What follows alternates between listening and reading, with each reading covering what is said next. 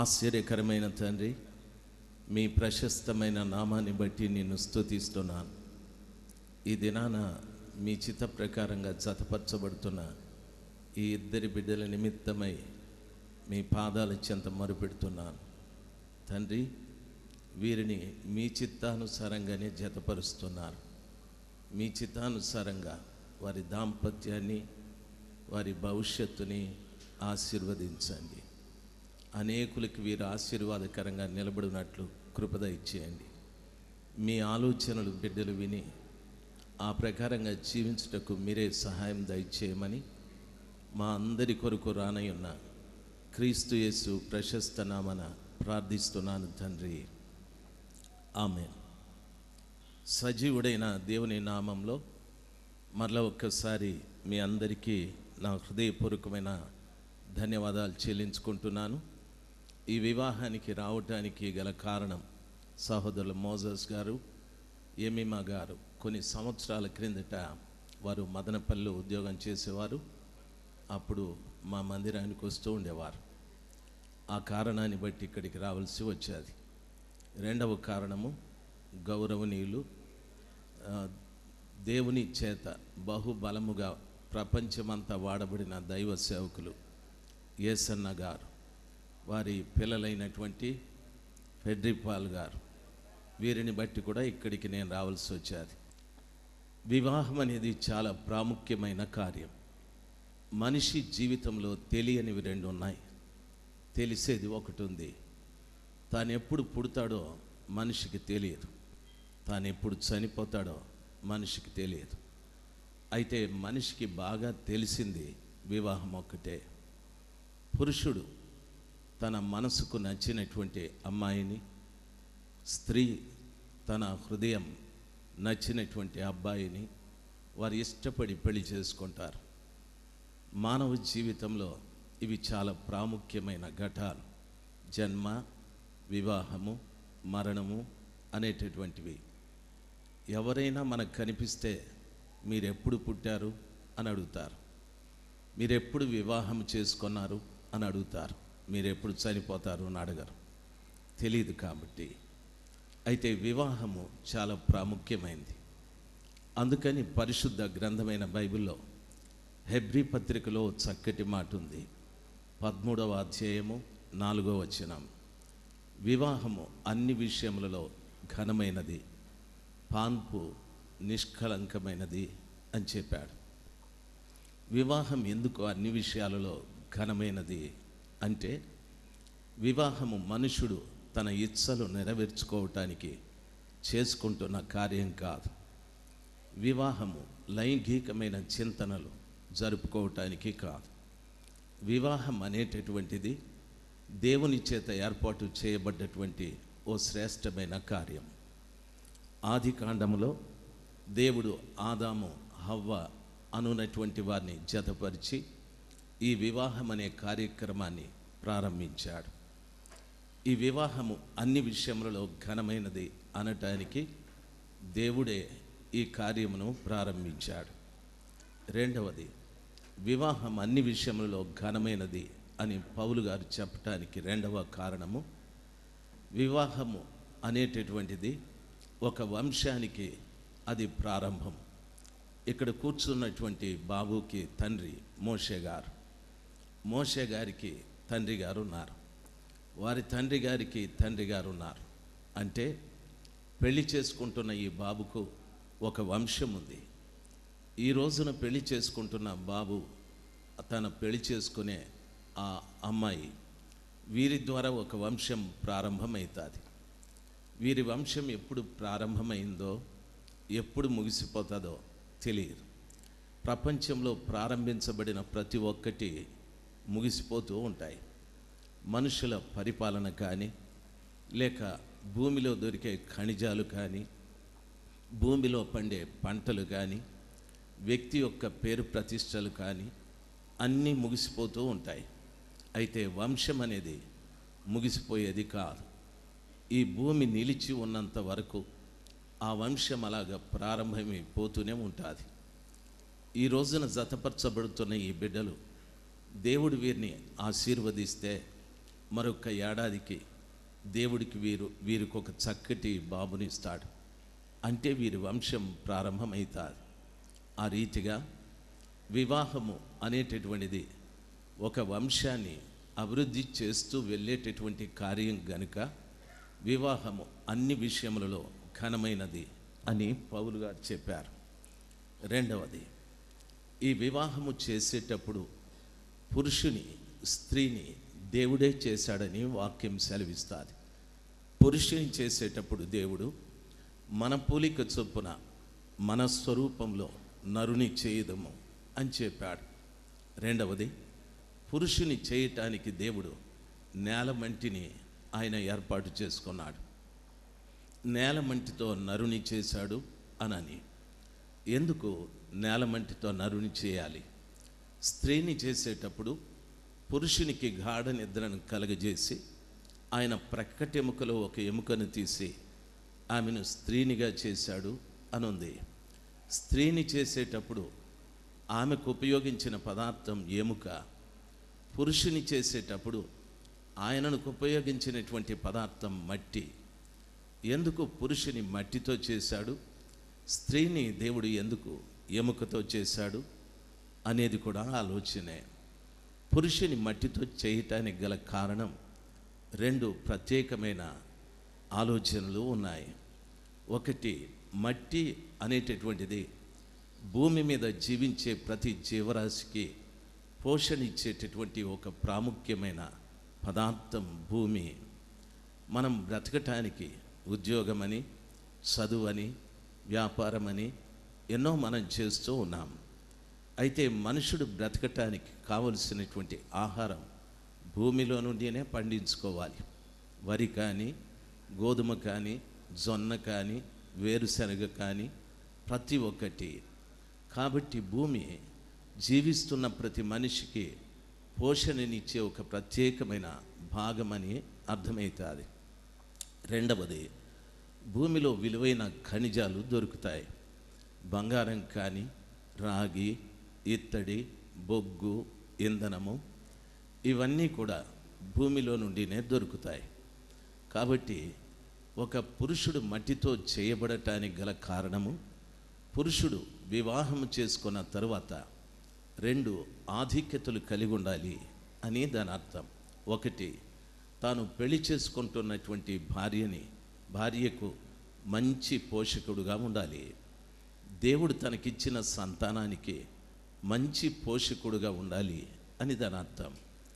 రెండవది, తాను పెళ్లి చేసుకుంటున్నటువంటి ఆ కుటుంబంలో విలువైన వ్యక్తిగా ఉండాలి. భూమిలో దొరికేటటువంటి ఖనిజాలలాగా, ఒక బంగారంలాగా, ఇత్తడిలాగా, రాగి, ఇంధనము, బొగ్గు విలువైన వ్యక్తిగా తాను జీవించాలి. చాలామంది కుటుంబాన్ని పోషించలేని దౌర్భాగ్యపు స్థితిలో ఉంటారు. వారి చెడు ప్రవర్తనను బట్టి, వారి చెడు కార్యాలను బట్టి బాధ్యత లేని భర్తలుగా, బాధ్యత లేని తండ్రులుగా కుటుంబాల్లో వ్యవహరిస్తూ ఉంటాడు. ఒక మనిషి, ఒక పురుషుడు ఆ కుటుంబంలో మంచి భర్తగా, మంచి తండ్రిగా, పోషించేవాడుగా, విలువైన వ్యక్తిగా ఉండటానికి ఆయన ఏం చేయాలి అనేది కూడా ముఖ్యమే. ఆ మట్టితో నిర్మాణం చేసిన ఆ గొప్ప దేవుని తన సొంత రక్షకుడుగా అంగీకరిస్తే ఆయనను దేవుడు మంచి పోషకుడుగా చేస్తాడు. విలువైన వ్యక్తిగా తన కుటుంబంలోనే కాదు, సమాజంలో కూడా విలువైన వ్యక్తిగా. అంటే విలువైన వ్యక్తి అంటే డబ్బు సంపాదించడము, పెద్ద పెద్ద ఉద్యోగాలు చేయడము, పేరు సంపాదించడము ఇలాంటివి కాదు.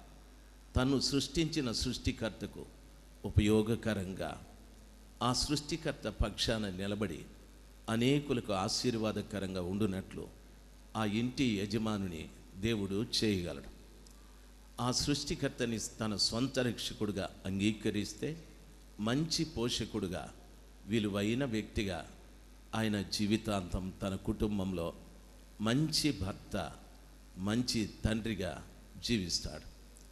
ఆ సృష్టికర్తను విడిచిపెట్టి తన ఇష్టానుసారంగా ప్రవర్తించడం ప్రారంభిస్తే ఆ భూమిలో ఆ భూమికి రెండవ గుణం కూడా ఉంది.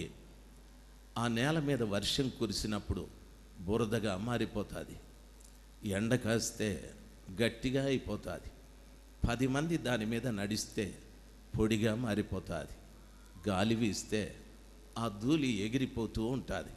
దాని అర్థం రెండవది మట్టికున్న గుణం. ఎప్పుడైతే సృష్టికర్త తన జీవితంలో లేడో, తను సృష్టించిన ఆ రక్షకుడైన క్రీస్తుని సొంత రక్షకుడుగా అంగీకరించి జీవించడో, ఆ నేలమట్టిలాగా వాతావరణానికి తగినట్టు మారిపోతూ ఉంటాడు. వర్షం వస్తే బురదగా, ఎండ వస్తే గట్టిగా, 10 మంది తొక్కితే పొడిగా, గాలి వీస్తే ఎగిరిపోయే ధూళిలాగా ఉంటాడు. అంటే రకరకాల చెడు అలవాట్లకు గురై ఆఖరికి విలువలేని ధూళిలాగా మారి తన జీవితాన్ని ముగించుకుంటాడు. చాలామంది కుటుంబాలలో మనం చూస్తూ ఉంటాం, ఎంతోమంది స్త్రీలు ఇతన్ని నేను ఎందుకు చేసుకున్నాను అని ఏడ్చేవారు ఉన్నారు. ఎంతోమంది స్త్రీలు నా జీవితం దౌర్భాగ్యమైంది, నాకు సరైన భర్త లేదు అని ఏడ్చేవాళ్ళు ఉన్నారు. ఈ స్థలంలో వివాహం కొరకు కూర్చున్న బిడ్డతో పాటు వివాహం చేసుకున్న ప్రతి పురుషుడు ఆలోచించాలి. నీ కుటుంబంలో నీవు మంచి భర్తవేనా? నీ కుటుంబంలో నీవు మంచి తండ్రివేనా? నీ కుటుంబాన్ని నువ్వు సక్రమమైన రీతిలో పోషిస్తున్నావా, సంరక్షిస్తున్నావా అనేది నువ్వు ప్రశ్న వేసుకోవాలి. నీ కుటుంబంలోనే కాదు, నిన్ను సృష్టించిన సృష్టికర్తకు సమాజంలో నీవు ఆ సమాజంలో ఆ కృపగల దేవునికి గౌరవం తెచ్చే వ్యక్తిగా నువ్వు జీవిస్తున్నావా అనేది ప్రశ్న. ఈ విలువైన ఉద్దేశంతో ఆ కృపగల దేవుడు పురుషుని నేలమంటితో చేశాడు. ఈ రోజున వివాహం చేసుకుంటున్న బాబు తన విలువల్ని తాను కాపాడుకోవాలి. నేను మస్కట్లో ఉన్నాను, దోహా ఖత్తర్లో ఉన్నాను, దుబాయ్లో ఉన్నాను, అవన్నీ కూడా ప్రక్కన పెట్టాలి. మనమే కాదు, ఎందరో హిందువులు మనకంటే గొప్ప స్థానాల్లో ఉన్నారు. మనమే కాదు, ఎంతోమంది ముస్లిం సోదరులు కూడా మనకంటే విలువైన స్థానాల్లో ఉన్నారు. దేవుడు పక్షపాతి కాదు, కష్టపడి చదువుకునే ప్రతి వాణిని కూడా ఆయన ఉద్ధరించేవాడు, ఉన్నతమైన స్థితిని ప్రసాదించేవాడు. ఆయన లోకాన్ని ప్రేమిస్తున్నాడు గనుక క్రైస్తవుల్ని కాదు, క్రైస్తవేతరులకు కూడా సహాయం చేసేవాడు.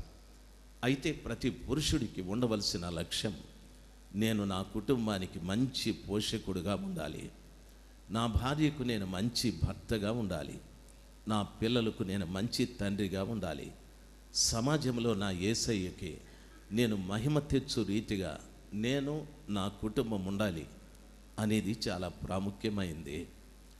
రెండవ సమాచారం, స్త్రీ నిర్మాణం ఎముకతో చేశాడు దేవుడు అని వాక్యం సెలవిస్తుంది. పురుషుని చేసినప్పుడు వాని నాసికారంధ్రములో జీవవాయువును ఊదగా వాడు జీవించు ఆత్మ ఆయను అని చెప్పబడింది. అయితే స్త్రీ నిర్మాణాన్ని గురించి వివరంగా మనకు చెప్పబడలేదు. పురుషునికి గాఢ నిద్రను కలగజేసి ఆయన ప్రక్కటెముకలో ఒక ఎముకను తీసి ఆ స్థలంలో మాంసము చేత కప్పి ఆ ఎముకతో దేవుడు స్త్రీని చేశాడు అని వాక్యం సెలవిస్తుంది. ఎందుకు ఎముకతో చేయాలి? రెండవది, ప్రక్కటెముకతోనే ఎందుకు చేయాలి? శరీరంలో చాలా ఎముకలు ఉన్నాయి, వాటితో ఎందుకు చేయకూడదు? ఆ స్త్రీని చేసేటప్పుడు ఆ స్త్రీని ఉద్దేశించి ప్రభు చెప్పిన మాట, పురుషునికి ఆమె సాటి అయిన సహాయిని అని చెప్పాడు. ఇద్దరు కూడా సమానమే. అయితే ఆ పురుషునికి ఈమె మంచి సహాయకురాలుగా ఉండాలి అని ప్రభు చేశాడు. ఒకటి, అతనికి గాఢ నిద్రను కలగజేసి ప్రక్కటెముకను తీసి ఆ ఎముకతో స్త్రీని చేశాడు. ఎందుకు గాఢ నిద్ర కలుగజేసి ఆ ఎముకని తీయాలి? దేవునికి శక్తి లేదా? చనిపోయిన వారిని బ్రతికించిన ఆ గొప్ప దేవునికి ప్రక్కటెముక ఆ బ్రతికున్నట్టే తీయలేడా? తీయగలడా ఆయన?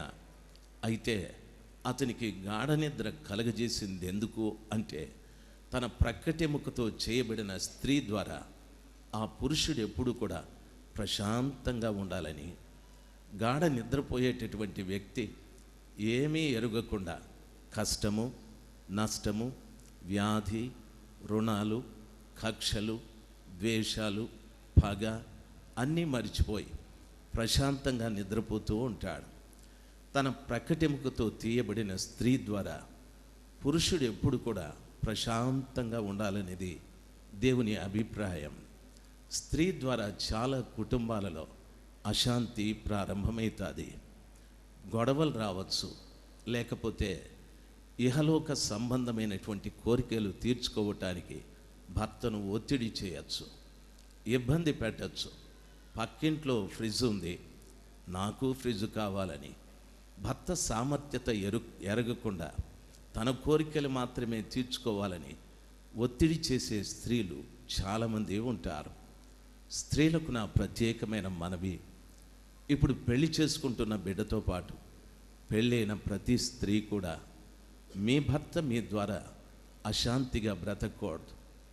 దేవుడు నీకు భర్తనిచ్చింది ఆయనకు సాటి అయిన సహాయం చేయటానికే, అంతేకాని సతాయించటానికి కాదు. నీ ద్వారా ఆయన ఎప్పుడు కూడా ప్రశాంతంగా ఉండాలి.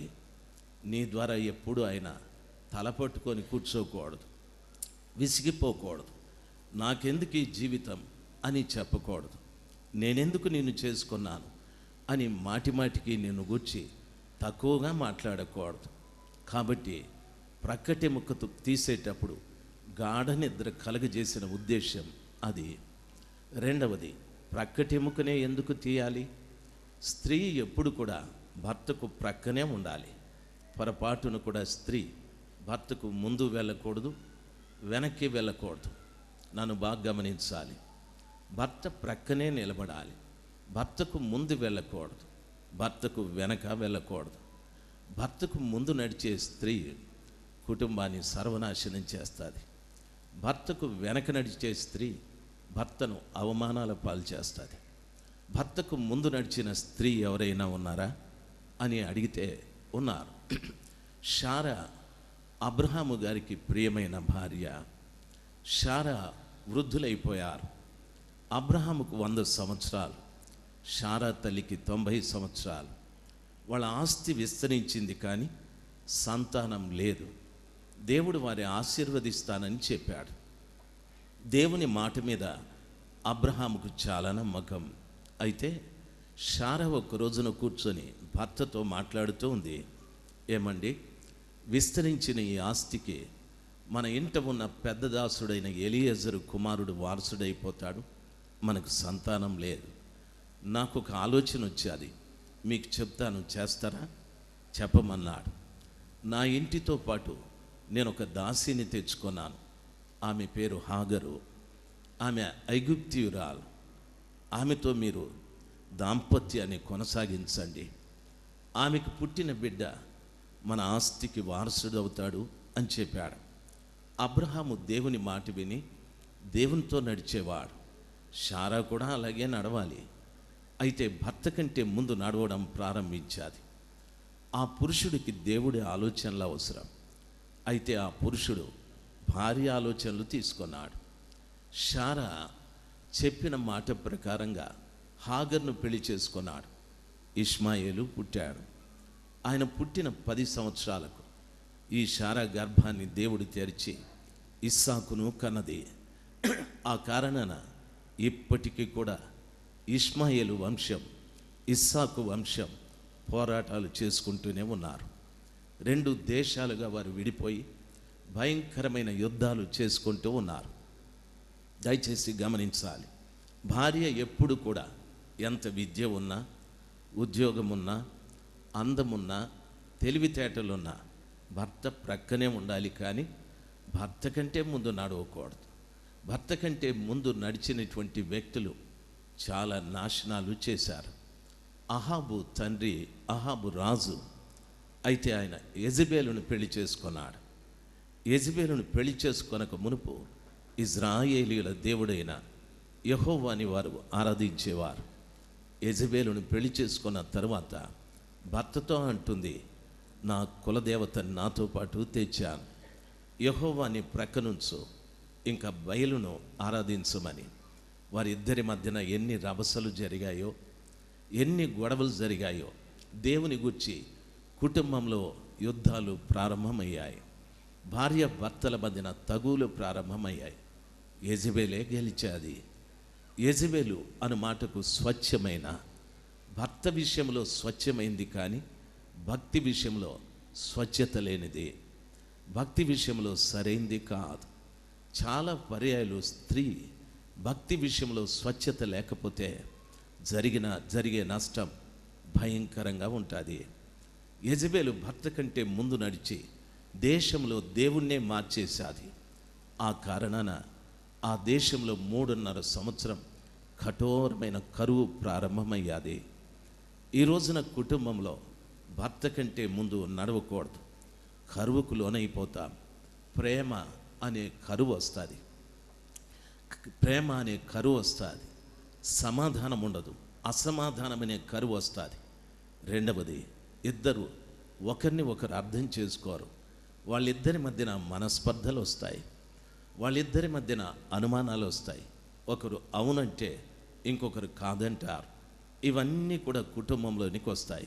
డబ్బు ఉంటుంది, ఆహారం ఉంటుంది, అన్నీ ఉన్నాయి. అయితే సమాధానం లేదు, సంతోషం లేదు, ఐక్యత లేదు. ఇద్దరూ ఒక పాత్రలోదే తింటూ ఉన్నారు, ఓ మంచం మీదే పడుకుంటున్నారు. వారి హృదయాలు కలవడం లేదు.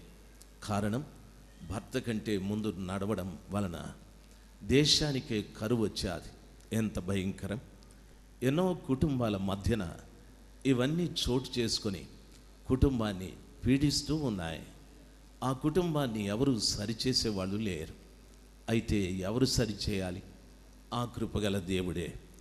ఆ కృపగల దేవుడు చెప్తున్న మాట, నీవు ప్రక్కటెముకవి, ప్రక్కనే ఉండాలి, ముందుకు నడవకూడదు అని ప్రభు స్పష్టంగా సెలవిస్తున్నాడు. రెండవ విషయం, భార్య ఎప్పుడు కూడా భర్త వెనకల నడవకూడదు. భార్య ఎప్పుడు భర్తకు వెనక నడవకూడదు. వెనక నడిచే భార్య కూడా చాలా ప్రమాదమే. దావీదు మహారాజు 20 సంవత్సరాల తరువాత మందసాన్ని తీసుకొని దేశంలోకి వస్తూ ఉన్నాడు. దాన్ని దావీదుపురం అంటారు. యెరూషలేం పట్టణంలోకి తీసుకొస్తున్నాడు. సంతోషమైపోయాది ఆయనకి. రాజవస్త్రాలు తీసివేసి ఎఫోదును ధరించి దేవుడు మా దేశంలోకి వస్తున్నాడని నాట్యమాడుతూ ఉన్నాడు. సౌలు కుమార్తె మేడ మీద నుండి కిటికీలో చూశాది అతన్ని. ఎవరక్కడ నాట్యమాడుతున్నది? అమ్మ, మీ భర్త. మరి అతని రాజవస్త్రాలేవి? ఆయన కిరీటమేది? ఆయన ఖడ్గమేది? గొర్రెలు కాసుకునేవాడు. అంతకంటే అతనికి ఇంకేమొస్తుంది అని హీనంగా మాట్లాడేది అని వాక్యం సెలవిస్తుంది. వెనక నడిచే భార్య భర్తను హీనపరుస్తూ ఉంటుంది. ఎప్పుడు భర్త గురించి చెడుగా మాట్లాడుతూ ఉంటుంది. తన స్నేహితుల దగ్గర, పుట్టింటి వారి దగ్గర, బంధువుల దగ్గర భర్తను గురించి ఎప్పుడు దారిద్ర్యంగా మాట్లాడుతూ ఉంటుంది. దయచేసి భర్త వెనక నడవకు. భర్త వెనక నడిచే ప్రతి స్త్రీ తన భర్తను అవమానపరుస్తూ ఉంటుంది. బైబిల్లో సొలొమోను రాజు ఒక మాట చెప్తాడు, సిగ్గు తెచ్చున్నటువంటి భార్య పురుషుని ఎముకలకు కుళ్ళు లాంటిది అని చెప్పాడు. భర్తని ఇప్పుడు అవమానపరిచే భార్యగా నీవు ఉంటావో, నీ భర్త ఎముకలలో ప్రారంభమవుతుంది. దాని అర్థం బోన్ టీబీ ఆయనకు వస్తుంది.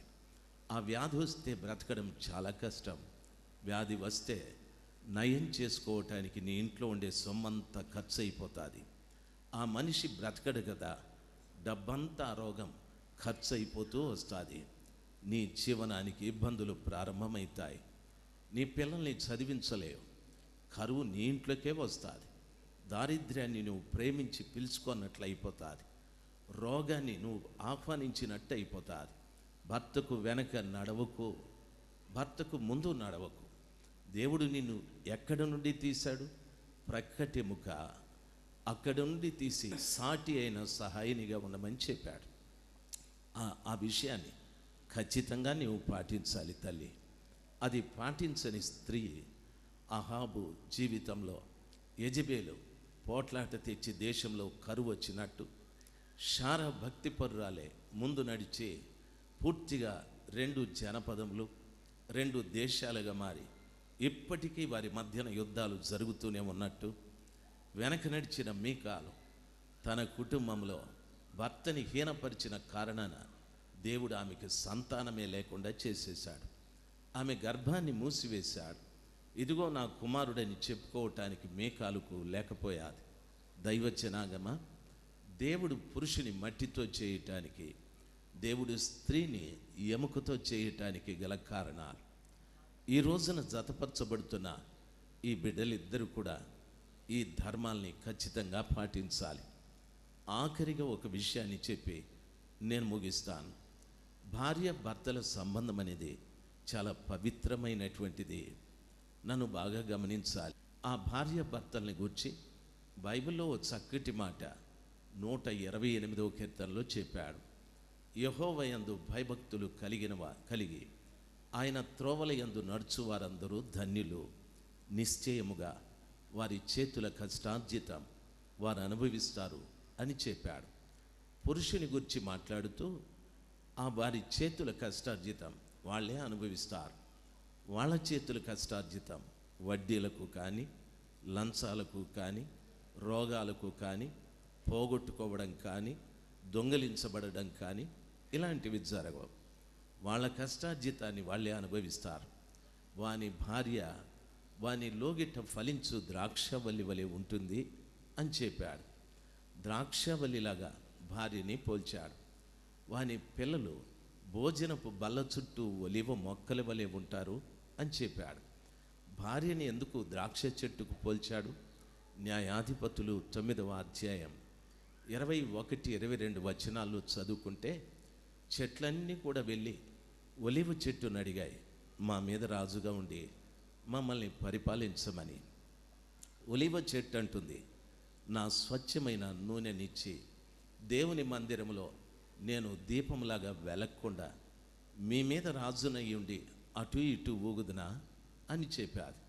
ఆ తరువాత ద్రాక్ష చెట్టును అడిగాయి, మా మీద రాజుగా ఉండమని చెట్లన్నీ అడిగాయి.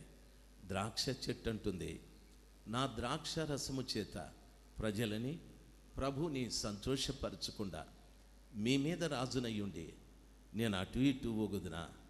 రాజరికం నాకు అవసరం లేదని చెప్పారు.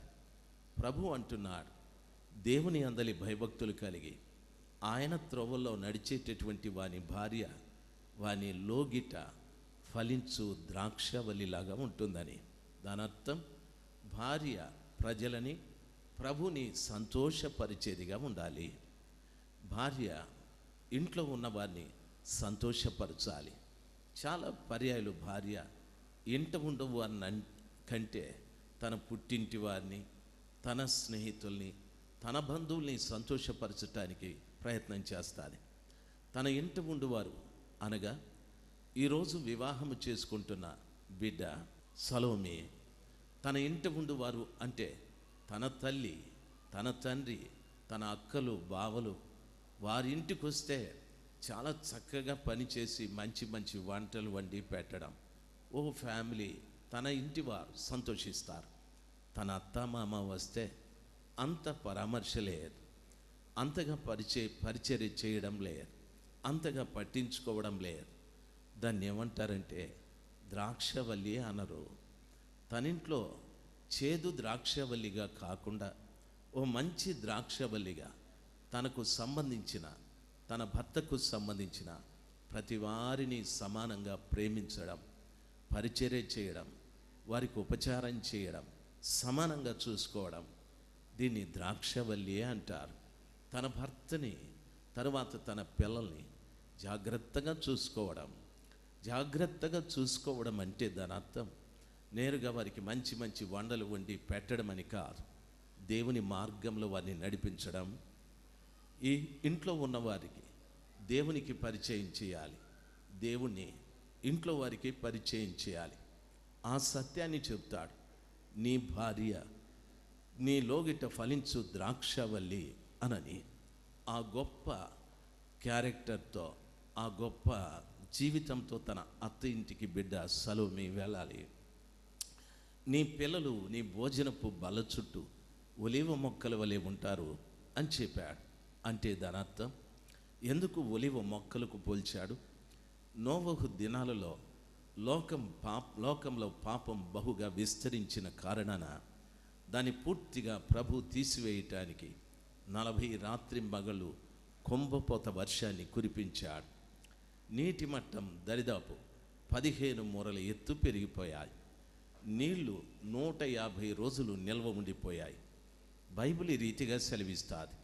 150 రోజుల తరువాత యెహోవా నోవహును జ్ఞాపకం చేసుకొనానని ఆ తరువాత దేవుడు తూర్పు గాలిని పంపించాడు. ఆ వేడిమికి నీరంతా కూడా ఆవిరైపోతూ వచ్చాయి. నోవహు ఓడ అరారతు పర్వతం మీద నిలబడిపోయాది. ఈ భూమి మీద నీటి మట్టం తగ్గిందో లేదో తెలుసుకోవటానికి ఓ కాకిని పంపాడు. అది రాలేదు. తిరిగి ఒక నల్ల పావురాన్ని పంపాడు. సాయంకాలానికి అది తిరిగి వచ్చేసాది. తాను నిలబడటానికి అక్కడ చోటు లేక తిరిగి వారం రోజుల తర్వాత ఇంకొక పావురాన్ని పంపాడు. సాయంకాలాన అది తన నోట ఒలివ కొమ్మల్ని తీసుకొని ఆ ఓడలోనికి వచ్చాది. 150 రోజులు నీళ్లు నిల్వ ఉన్నా అన్నీ చనిపోయాయి. జీవరాశులు, జలరాశులు, ఆకాశ పక్షులు, మనుషులు, చెట్లు అన్నీ చచ్చిపోయాయి. ఒలివ చెట్టు చనిపోలేదు. అది ప్రభు చెప్తున్నాడు, నా యందు భయభక్తులు కలిగి నా త్రోవల యందు నడిస్తే మీ పిల్లలకు మరణం లేదు. లోకమంతా కూడా నాశనం విస్తరించిపోవచ్చు. అక్రమాలు, అన్యాయాలు, అరాచకాలు, అఘాయిత్యాలు, ఆత్మహత్యలు ఎన్నో జరగచ్చు. అయితే నీ పిల్లలు మాత్రం ఒలీవ మొక్కల్లాగా నీ భోజనపు బల్ల చుట్టూ ఉంటారు అని ప్రభు సెలవిచ్చాడు. దేవుడిచ్చే ఈ ధన్యత ఎంత గొప్పది! వివాహం అనేది చిన్నది. వివాహానికి వచ్చిన బంధువులు కొద్దిమందే. వివాహానికి అయ్యే ఖర్చు కొంతే. వివాహమైన తర్వాత వీరి భవిష్యత్తు చాలా పొడవైంది. బహుశా 100 సంవత్సరాలు, 150 సంవత్సరాలు. వివాహానికి వచ్చిన మనం ఎవరు కూడా వీరి భవిష్యత్తులో ఉండం. వివాహానికైన ఖర్చు కంటే భవిష్యత్తులో అయ్యే ఖర్చు ఎక్కువ. వివాహానికి అందరూ వచ్చి బాగుండండి అని ఆశీర్వదిస్తారు. భవిష్యత్తులో వారి ముందు ఏమేమి నిలబడ్డాయో, వ్యాధుల, సమస్యల, మనస్పర్ధల, కష్టాల, రోగాల, అప్పుల, ఏమో మనకు తెలియదు. ఏ దినాన వాళ్ళకి ఏది ఎదురుపడి వాళ్ళతో పోరాడటానికి నిలబడుతుందో. అందుకని వాటినన్నింటినీ జయించి సుఖవంతమైన జీవితం జీవించటానికి ఈ రోజున వారికి కావాల్సింది డబ్బు కాదు, కావాల్సింది ఓ మంచి భవనము కాదు, కావాల్సింది మంచి సపోర్టర్స్ కాదు, ఉద్యోగము కాదు. వారిని సృష్టించిన సృష్టికర్త అయిన యేసయ్య కావాలి. ఆయన వారితో ఉంటే జీవితాంతం ఆ కృపగల దేవుడు వారిని సంతోషంగా, సమాధానంగా, నెమ్మదైన జీవితం జీవించుటకు ప్రభు కృప దయచేస్తాడు. బిడ్డ ఆరోన్ కష్టార్జితాన్ని వారే అనుభవించేటట్టు చేస్తాడు. తన భార్య సలోమిని తన లోగిట ఫలించు ద్రాక్షవల్లిగా చేస్తాడు. తనకు దేవుడిచ్చే సంతానాన్ని వారి భోజనపు బల్ల చుట్టూ ఒలివ మొక్కలాగా చేస్తాడు. దయచేసి ఆ సృష్టికర్త అయిన దేవుడు చాలా అవసరం. చాలామంది భార్యలు భర్తలకు సరైన ద్రాక్షవల్లిగా లేరు, పిచ్చి ద్రాక్ష చెట్లుగా మారిపోయారు. చాలామంది పిల్లలు తల్లిదండ్రుల భోజనపు బల్ల చుట్టూ ఒలివ మొక్కల్లాగా లేరు, ముళ్ళ చెట్లులాగా తయారైపోయారు. కారణం ఏమిటి? దేవుని యందు భయభక్తులు లేక. డబ్బు ఒక ఇంటిని కట్టదు, డబ్బు ఒక సంసారాన్ని కుదర్చదు. అందుకే పేతురు ఈ రీతిగా చెప్పాడు, పురుషులారా మీ భార్యల్ని ప్రేమించండి, వారు జీవమను కృపావరంలో మీతో పాలిభాగస్తులై ఉంటారు, వారు బలహీనమైన ఘటమని సన్మానించండి అని చెప్పి మీ ప్రార్థనలకు అభ్యంతరం కలగకుండానట్లుగా వారితో మీరు జ్ఞానము చొప్పున కాపురము చేయుడి అన్నాడు. ఈ రోజున హారోన్, సలోమి అనే బిడ్డలు వివాహము చేసుకొని ఏ ఖత్తరుకో ఏ దుబాయ్కో వెళ్ళిపోతారు. మోషే గారిని అడిగితే మీ చిన్నబ్బాయి అక్కడ ఖత్తర్లో ఉన్నాడంటారు.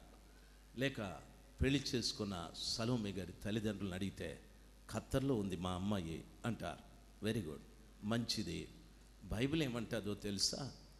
పురుషులారా, మీ భార్యను ప్రేమించండి, జీవమును కృపావరంలో మీరిద్దరూ పాలిభాగస్తులై ఉంటారని చెప్పాడు. భార్యాభర్తల సంబంధం భూమి మీదనే కాదు, జీవమును కృపావరం అని చెప్పబడిన పరలోకంలో కూడా ఇక్కడ శరీరాలతో మనం సంబంధాన్ని కలిగి ఉంటాం, అక్కడ ఆత్మతో సంబంధాన్ని కలిగి ఉంటాం. మనకు దేవుడు మహిమా దేహాలు ఇస్తాడు. హారోన్ని సలోమి వదిలిపెట్టే ప్రసక్తి లేదు, సలోమిని హారోను వదిలిపెట్టే ప్రసక్తి లేదు. ఈరోజు విన్న వాక్య ప్రకారముగా వారు జీవిస్తే పరలోకంలో కూడా వారు కలిసి ఉంటారు. శరీర సంబంధమైన ఆలోచనలు కాదు, కానీ వారు మహిమా దేహాలతో ఏదో తెలియని ప్రేమ, ఏదో తెలియని అనుబంధం, ఏదో తెలియని ఆప్యాయత, ఆ రెండు ఆత్మలు సజీవుడైన దేవుని ఎదుట నిలబడి ఆయన్ని ఎప్పుడూ ఆరాధిస్తూ ఉంటారు, ఆయన్ని ఎప్పుడూ స్తుతిస్తూ ఉంటారు. ఈ బంధం ఇక్కడ ప్రారంభమై పరలోకం దాకా వెళుతుంది. అందుకని బైబిల్ స్పష్టంగా సెలవిస్తారు, నీ భార్య బలహీనమైన ఘటమని ఎరిగి ఆమెను ప్రేమించు, సన్మానించు, నీ ప్రార్థనలకు అభ్యంతరం కలగకుండానట్లు జ్ఞానముతో కాపురం చేయమన్నాడు. డబ్బుతో కాపురాలు చేయొద్దండి, ఉద్యోగాలతో కాపురాలు చేయొద్దండి. ప్రతి పురుషుడు కూడా జ్ఞానంతో కాపురం చేయాలి. జ్ఞానంతో కాపురం చేయడం అంటే ఎలాగా? ఒక పురుషుడికి 2000 రూపాయలు జీతం. తన భార్య ఏ పండుగ దినానో భర్త దగ్గరికి వచ్చి, ఏమండి, మన ఎదురింటి ఆమె 2000 రూపాయలు ఇచ్చి ఓ మంచి చీర ఈ పండగకు కొనుక్కొన్నది, నాకు ఇవ్వండి, నేను కొనుక్కుంటాను అని చెప్తాది. జ్ఞానం లేని భర్త అంటాడు, నీకు 2000 రూపాయలు చీర కావాలనా? అసలు నీ మొఖం ఉండే చూడు, ఛా పో అని తిరస్కారంగా మాట్లాడతాడు. అయితే జ్ఞానం ఉండేటటువంటి భర్త, బాగా వినాలి, జ్ఞానం లేని భర్త తిరస్కారంగా మాట్లాడితే పేతురు భక్తుడు చెప్పాడు, ఆ స్త్రీ బలహీనమైన ఘటమని, అంటే మట్టి కుండ. ఈ తిరస్కారంతో మాట్లాడిన మాట ద్వారా ఆ మట్టి కుండ పగిలిపోతుంది, పగిలిపోయి మొక్కలవుతుంది. అంతవరకు తన మీద ఉన్న భర్త మీద ఉన్న గౌరవం, ప్రేమ, అభిమానం, నమ్మకం ముక్కలైపోతుంది. ఇంకేమీ అతన్ని ధైర్యం చేసి అడగదు, ఎందుకంటే ఉన్న నమ్మకం పోయాది. ఇంతకు మునుపున్న ప్రేమ భర్త మీద చూపెట్టదు, కారణం ముక్కలైపోయాది. ఇంతకు ముందున్న అభిమానం భర్త మీద లేదు, కారణం ముక్కలైపోయాది. ఎందుకు? తిరస్కారం ద్వారా. భార్యని తిరస్కరించే స్వభావం పురుషుని ఉండకూడదు. స్త్రీ బాధ్యత కుటుంబంలో ఎంతో గొప్పది. ఆ స్త్రీ చేసే పరిచర్యకి పురుషుడు ఏమీ ఇవ్వలేడు. ఆమె చేసే ఆ పరిచర్యకి పురుషుడు ఎంత ఇచ్చినా రుణాన్ని తీర్చుకోలేడు. స్త్రీ భార్యగా, స్త్రీ తల్లిగా మారుతూ వస్తుంది. భర్తకు కావలసిన పరిచర్య చేస్తుంది. భర్త మైల బట్టలు ఉతుకుతుంది. భర్తకు రాత్రింబగళ్ళు వెట్టి చాకిరీ చేస్తుంది. భర్తకు సంతానాన్ని కంటుంది. తన అందాన్ని పోగొట్టుకుంటుంది, తన ఆరోగ్యాన్ని పోగొట్టుకుంటుంది. అతనికి ఒక వంశోద్ధారకుని ఇస్తుంది, ఆ బిడ్డను పోషిస్తుంది, భర్తకు పరిచర్య చేస్తుంది. బిడ్డకు పాలిస్తూ తన అందం, ఆరోగ్యం అంతా కోల్పోతుంది. అటువంటి బిడ్డని మనం నిష్ఠూర పెట్టకూడదు. అలాంటి బిడ్డ దగ్గర డబ్బు ఆశించకూడదు, కట్నాలు తీసుకోకూడదు. అటువంటి బిడ్డ దగ్గర డబ్బు ఆశించకూడదు. ఆమె పరిచర్య 2 చేతులెత్తి ప్రతి స్త్రీకి దండ పెట్టాలి. తన భర్త మైల బట్టలన్నీ ఉతుకుతుంది. ఆ భర్త ఎప్పుడైనా, ఏమండి నాకు జ్వరం, ఇది కొంచెం ఉతికి పెట్టమంటే ఏమంటాడో తెలుసా? నీ కంటికి నేను ఎలా కనిపిస్తున్నానని ఓ రాజులాగా మాట్లాడతాడు. నువ్వు రాజుగా ఉండటానికి కారణం ఆ తల్లే. ఆమె చేసే పరిచర్య, ఆమె వండే వంట, ఆమె చేసే ఉపచారం, ఇవన్నీ కూడా లెక్కించలేనివి. కుటుంబంలో స్త్రీ అందరికంటే ముందు లేస్తుంది. కుటుంబంలో స్త్రీ అందరికంటే వెనకలు పడుకుంటుంది. కుటుంబంలో స్త్రీ ఎవరు వదిలిపెట్టిన ఎంగిలన్నము తింటుంది. ఆ ఎంగిలన్నంతోనే కడుపు నింపుకొని చాలా సంతోషంగా ఉంటుంది. ఏది దుర్వినియోగం చేయదు. ప్రతి స్త్రీకి 2 చేతులెత్తి దండ పెట్టాలి. అంత గొప్ప పరిచర్య చేస్తుంది. కాబట్టి ఆమెను ఎప్పుడు కూడా నిష్ఠూర పెట్టకూడదు. ఆమె మట్టి ఘట్టం పగిలిపోతుంది. ఆమె పగిలిపోతే తిరిగి దాన్ని అంటించలేం. చెక్క మేకు కొట్టి అంటించవచ్చు, ప్లాస్టిక్ గమ్మేసి అంటించవచ్చు, మట్టిని దేనితోనూ అంటించలేం. నీ భార్యతో నువ్వు ఆమెను తిరస్కరించకుండా, నిష్ఠూర పెట్టకుండా జ్ఞానంతో కాపురం చేయాలి. ఆ వ్యక్తికి 2000 జీతం, అలాగా నువ్వు కూడా తీసుకుందో దయచేసి సంతోషంగా ఉండు. నెల ఆఖరిన తనకొచ్చిన జీతం 2000 అమ్మాయికి ఇచ్చేస్తాడు. అమ్మాయి చాలా సంతోషిస్తుంది. ఈ 2000 నాకు ఇచ్చాడు, నేను వెళ్ళి అలాంటి చీరే ఇంకొక కలర్లో కొంటాను అని ఆ రాత్రంతా కలలు గంటాది. ఉదయం లేచి ఆ పని ఈ పని చేస్తూ పనంతా పూర్తయ్యాక స్నానం చేసుకొని కూర్చుంటుంది. ఆమె ఆలోచిస్తుంది, మా ఇంటి ఆయన జీతం 2000 కదా, 2000 నాకు ఇచ్చేశాడు. ఇంటి అద్దెలాగా, కరెంటు ఫీజు ఎలాగా, కరెంట్ ఛార్జీ ఎలాగా, పిల్లలకు ఫీజు ఎలాగా, ఈ నెల దినుసులన్నీ ఎలాగా అని కూర్చొని ఆలోచించేసి ఆమె ఇంకా నెమ్మదిగా తన ఆలోచన మానుకొని బజారుకి వెళ్ళిపోయి తన భర్తకు మంచి చొక్కా, మంచి ప్యాంటు తీసుకొని ఇంటికి వస్తుంది. భర్త వచ్చేలోపుగా మంచి వంట వండి పెట్టి ఉంటుంది. భర్తకు మంచి భోజనం పెట్టి ఆయన తిని కూర్చున్నాక ఆ తల్లి ఆ బ్యాగ్ తీసుకొచ్చి ఆయనకి ఇస్తుంది. ఆయన తన భార్య చేరుకొనిందని సంతోషంగా ఆ బ్యాగులో నుండి ఆ వస్తువుని తీస్తే చొక్కా ప్యాంటు ఉంటుంది. ఆయనకు ఆశ్చర్యం అయిపోతుంది, ఇదేంటే చొక్కా ప్యాంటు తెచ్చావు, నువ్వు అడిగింది చీర కదానని. ఆ తల్లి ఏడుస్తూ అంటుంది, నాకెందుకండి, నేను ఇంట్లో ఉండేదాన్ని, మీరు బయట 10 మందితో తిరిగేవాళ్ళు, మీరు బాగుంటే చాలండి, నేను ఈ 4 గోడల మధ్యన ఉన్నాను, నాకెందుకండి 2000 రూపాయలు చీర, మీరు వేసుకోండి, మీరు ధరించుకోండి అని చెప్తాది. పురుషుడు జ్ఞానంతో కాపురం చేయటానికి నేర్చుకోవాలి. నాకు ఇంత డబ్బు ఉంది, ఇంత పెద్ద ఉద్యోగం ఉంది, నీ దయచేసి భార్యకి అవి చూపెట్టద్దు. నీ డబ్బు చూపిస్తే, ఆమె డబ్బు చూసి వస్తే, ఏదైనా ఒక్కరోజు డబ్బులో కొదవ చేస్తే ఆమె చాలా అప్సెట్ అయ్యి చాలా నిరుత్సాహపడి నిన్ను తిరస్కరించడం ప్రారంభిస్తుంది. నీ ఉద్యోగాన్ని చూపెట్టి చేసుకుంటే ఆ ఉద్యోగంలో అవకతవకలు వస్తే ఆ రోజున ఆమె అప్సెట్ అవుతారు. ఈ ఉద్యోగం ఉందని నిన్ను చేసుకున్నాను, దరిద్రం నాకు, ఎందుకు వచ్చిన ఈ దరిద్రం, నేను ఇంకొకరిని చేసుకుంటే బాగుండని ఏడుస్తుంది. నీ భార్య నీ ఇంట కంట తడి పెట్టడం మంచిది కాబట్టి పేతురు గారు ఆయన సంఘంలో ఉన్న విశ్వాసులకు చెప్తున్నాడు, భార్యలను బాగా పరిశీలన చేశారు, వారు మట్టి గట్టాలని తెలిసేది. పురుషుల్ని కూడా చూశాడు, డబ్బు ఉన్నవాడు సంసారం ఎలాగుంది, ఉద్యోగం ఉన్నవాని సంసారం ఎలాగుంది, వ్యాపారస్తుడి సంసారం ఎలాగుంది, వ్యవసాయదారుడి సంసారం ఎలాగుంది అని చూసి, ఈ దాంపత్యం అనేది ఇక్కడితో ముగిసిపోయేది కాదు, పరలోకం దాకా నడవాలి కదా. అందుకని ప్రతి పురుషుడు మీ డబ్బును, ఉద్యోగాలు, వ్యవసాయాలు, వ్యాపారాలు ప్రక్కన పెట్టి జ్ఞానంతో కాపురం చేయండి అన్నాడు. జ్ఞానం అంటే, జ్ఞానానికి సరైన నిర్వచనం యోబు 28:28లో అంటాడు, యెహోవా యందు భయభక్తులు కలిగి జీవించుట జ్ఞానమునకు మూలమన్నాడు. ఈ రోజున హారూన్ సలోమిని పెళ్లి చేసుకున్న తర్వాత దోహా ఖత్తర్ విశేషాలు కాదు చెప్పాల్సింది. నేను ఎంత సంపాదించాను, ఈ ఇల్లు కట్టాను, నీకెంత గోల్డ్ తెచ్చాను, నేను ఇంకెంత బ్యాంకులో ఉంది, ఇవి దయచేసి అవి కాదు. దేవుని అందలి భయభక్తులు నేర్పించాలి. నీవు నీ భార్య ఈ చక్కటి మందిరంలో అందరికంటే ముందు రావాలి. మీ దైవజనునితో మంచి సంబంధాన్ని మీరు కుదుర్చుకోవాలి. అందరికంటే ముందొచ్చి పరిచర్య చేసేవాళ్ళుగా, ప్రార్థించేవాళ్ళుగా, దైవ సేవకునికి మంచి సహకారులుగా, సహాయకులుగా మీరు మారాలి. దేవుని కుటుంబంలో మీ కుటుంబం కలిసిపోవాలి. చాలామంది దేవుని సముఖంలోకి వస్తారు, దైవజనునితో సంబంధాలే ఉండవు. ఎక్కడ కూర్చుంటారో, ఎందుకు కూర్చుంటారో, ఎప్పుడు వెళ్ళిపోతారో, ఎప్పుడు వస్తారో తెలియదు.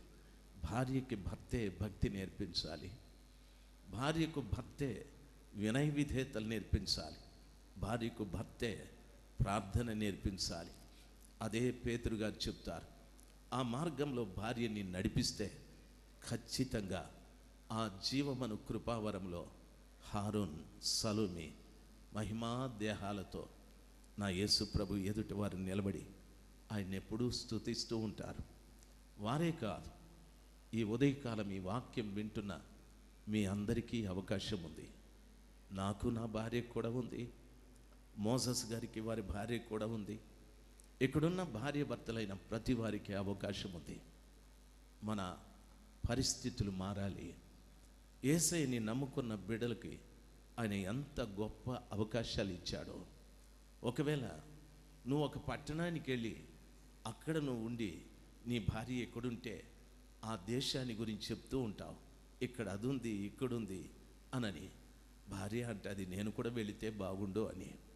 భూమి మీద ఉన్న ప్రతి వస్తువు, ప్రతి కట్టడం, ప్రతి నిర్మాణం, ప్రతి అందమైనది, శృంగారవంతమైనవి అన్నీ పాతగిలిపోతాయి.